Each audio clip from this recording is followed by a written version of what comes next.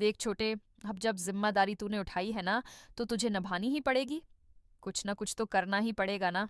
माँ आप रिलैक्स कीजिए, फिक्र मत कीजिए, मैं कुछ ना कुछ इंतजाम करती हूँ।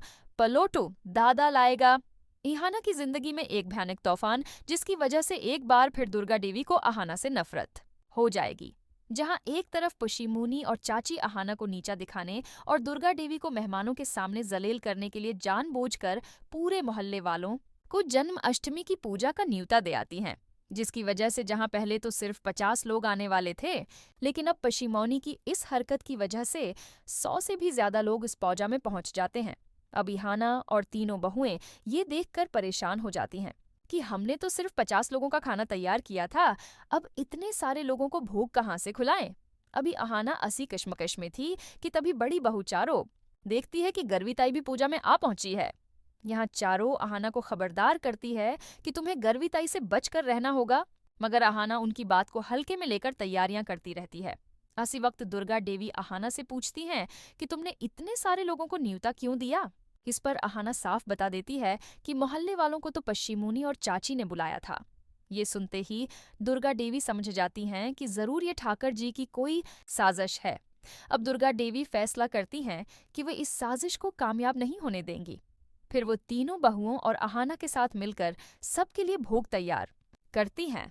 ये देखकर पशिमोनी के होश उड़ जाते हैं, क्योंकि दुर्गा देवी के साथ मिलकर सब बहुएं बड़ी आसानी से तमाम मेहमानों का भोग तैयार कर लेती हैं। यूं पशिमोनी कि ये चाल तो नाकाम हो गई, लेकिन पलोटू दादा का प्लान अभी भी जारी था।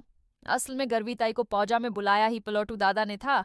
अब जब सब मेहमान वापस जाने लगते हैं तो पलोटू दादा जानबूझकर गर्विताई को घर वालों से मिलवाता है।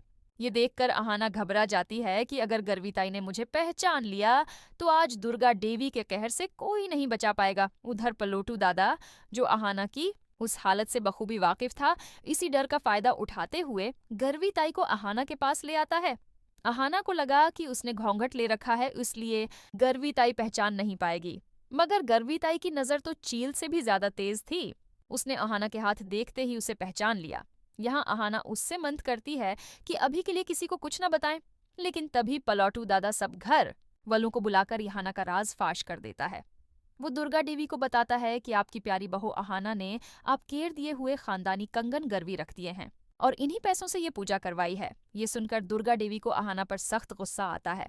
वो अहाना से पूछती हैं कि क्या ये सच है, और अहाना साफ अल्फाज में हाँ कह देती है। ये सुनकर दुर्गा देवी सबके सामने अहाना को जोरदार थप्पड़ मार देती हैं। ये देखकर बाकी तीनों बहुएं भी चौंक जाती हैं। दोस्तों, अब देखना दिलचस्प होगा कि क्या दुर्गा देवी अहाना को इस हरकत के बाद मुआफ करेंगी या फिर घर से बाहर निकाल देंगी।